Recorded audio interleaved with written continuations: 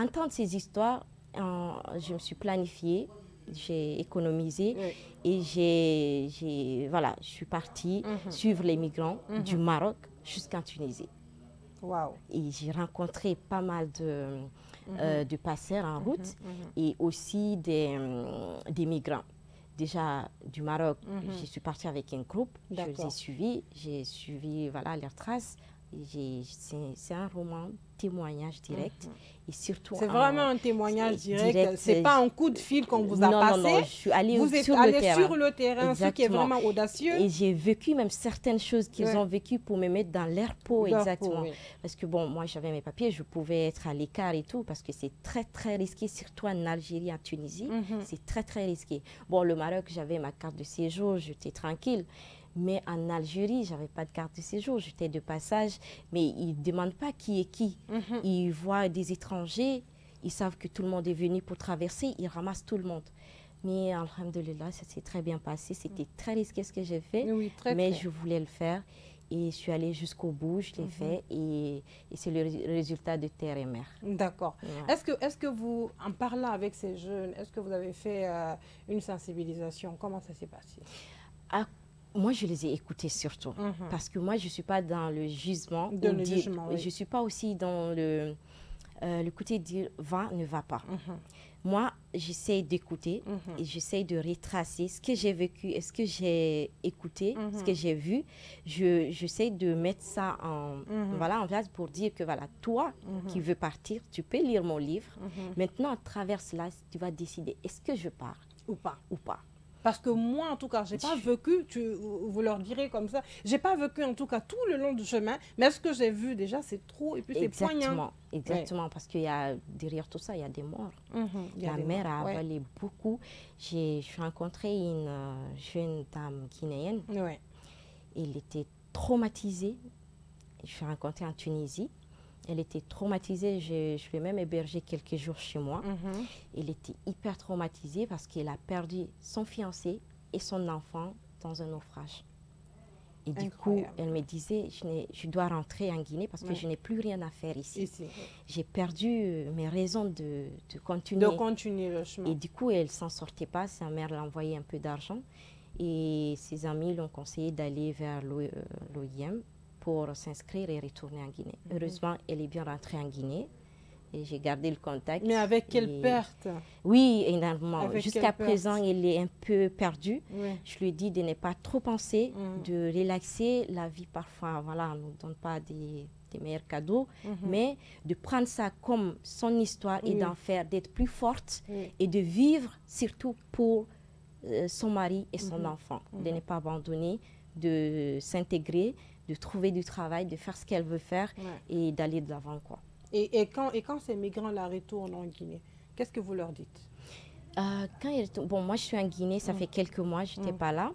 Donc, j'essaie de rencontrer certaines personnes que j'ai eu en contact avant, qui sont retournées. Il y en a qui ont continué, il y en a qui sont encore en Tunisie, malheureusement. Et c'est très chaud là-bas, très, très chaud.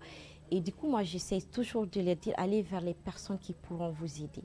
Allez vers les personnes qui peuvent porter vos projets. Moi, j'essaie de les sensibiliser comme pour le livre. Je sensibilise, j'informe. Et quand je rencontre des jeunes qui veulent partir, parce que maintenant, je suis un peu en contact avec les jeunes, je leur dis, écoutez, ce n'est pas toujours ce qu'on vous miroite ou ce qu'on vous montre qui est de l'autre côté. C'est ça. Essayez de faire votre vie ici.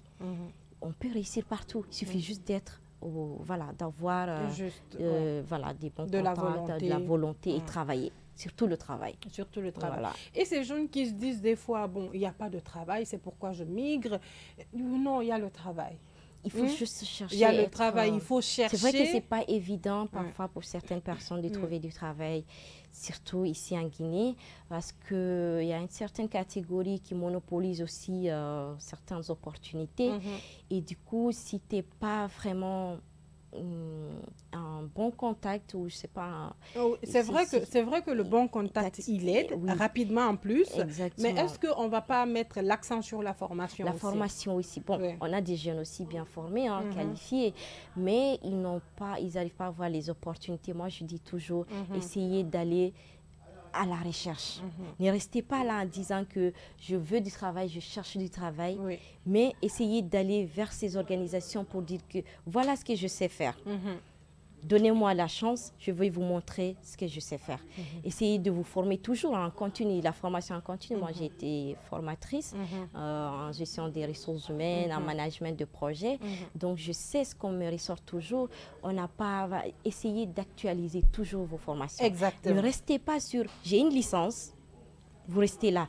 Aujourd'hui, au fait, on va au-delà. Il faut être très bon. Et aujourd'hui, même un master. Il faut être excellent. Un master, même. Exactement. Ouais. Exactement.